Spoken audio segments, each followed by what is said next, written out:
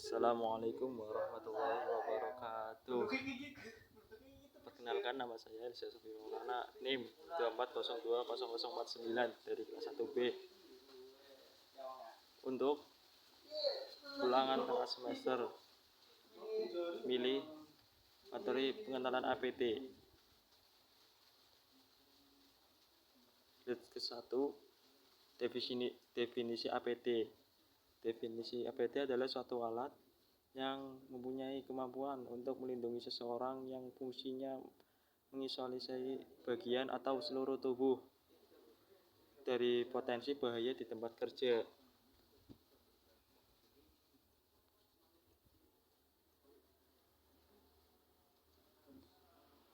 Slide yang kedua, alat pelindung kepala.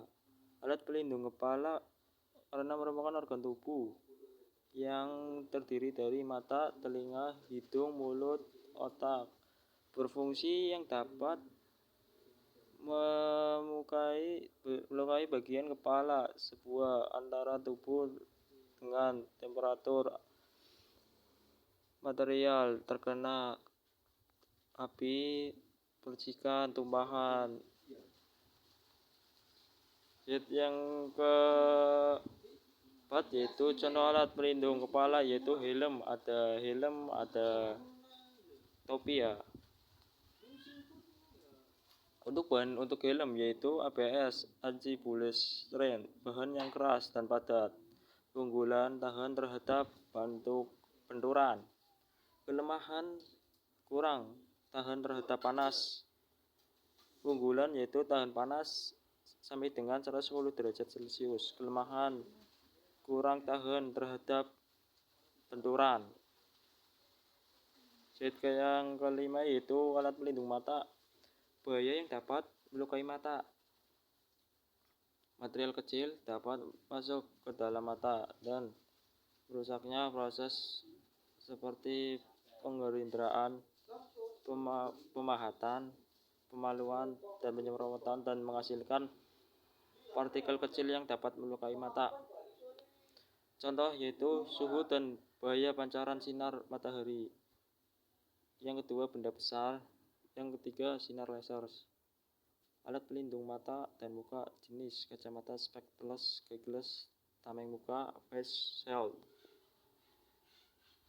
Slide selanjutnya yaitu alat pelindung telinga. Alat pelindung telinga sering kali seseorang mengira dirinya telah berhasil beradaptasi dengan lingkungan yang bising, manakala tidak merasa terganggu dengan lingkungan tingkat kebisingan yang pada awalnya sangat mengganggu dirinya. Jika hal yang mau terjadi pada mata Anda, hati-hati, mungkin fungsi pendengaran Anda terganggu. Standar kemampuan tingkat kebisingan yang dapat diterima manusia adalah 85 dB. Untuk mengurangi kebisingan harus menggunakan alat pelindung yaitu earplug, kedua ear muffler, penutup telinga. Earplug sumbat telinga, bahan dari karet, kurang dapat meredam kebisingan, hanya mampu meredam kebisingan 18-25 dB. Yang kedua, tetapi bersifat reusable, dapat digunakan berulang kali. Bahan dari soft foam, lebih dapat meredam kebisingan, lebih nyaman saat digunakan, tetapi bersifat sekali atau beberapa kali digunakan. Itu contohnya ya, contoh gambar earplug sumbat telinga. Nah, ini saya sudah jelaskan untuk penutup telinga ear muffler ya. Ini contoh-contoh gambar ear muffler penutup telinga. Itu yang selanjutnya yaitu pelindung tangan. Tangan dapat disebabkan antara lain oleh luka, trauma. Ya, ini contohnya terkena. Yang kedua, gerakan yang berulang atau ergonomi ya, itu usaha-usaha penjagaan perlu dilakukan seperti contoh-contoh yang udah saya tulis, saya ketik ya. Itu contoh-contoh alat pelindung tangan. Untuk pelindung kaki digunakan untuk melindungi kaki Anda dari kemungkinan luka akibat terbentur dan tertusuk, luka akibat tumpahan dan percikan, luka terjepit, luka tersengat listrik ya. Luka akibat kondisi cuaca yaitu panas atau dingin atau lembab ya. Luka akibat tergelincir itu contoh sepatu APD ya. Dan ini slide selanjutnya, pakaian pelindung atau wearpack ya, fungsi melindungi sebagian atau seluruh bagian tubuh dari bahaya percikan bahan-bahan kimia, radiasi panas, bunga api maupun api ya. Jenis ini adalah apron. Apron yaitu berfungsi untuk menutup sebagai tubuh mulai dari pada bagian lutut sampai lutut. Yang kedua yaitu overalis, yaitu menutup seluruh tubuh. Itu contohnya sudah saya jelaskan.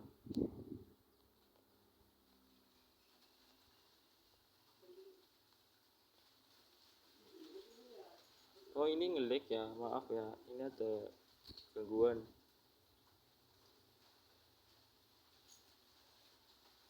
Maaf, ada ngelik ya. Ini slide selanjutnya ini kosong ya.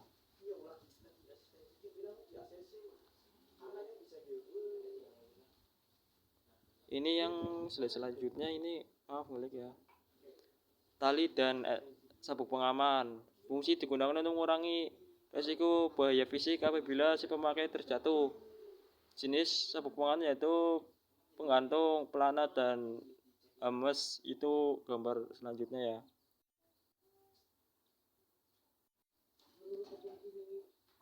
Slide selanjutnya, ya HP saya error. Maaf ini HP saya error. Manajemen APD. APD wajib disediakan oleh pengusaha dan yang harus disesuaikan dengan SNI, yaitu Standar Nasional Indonesia yang berlaku.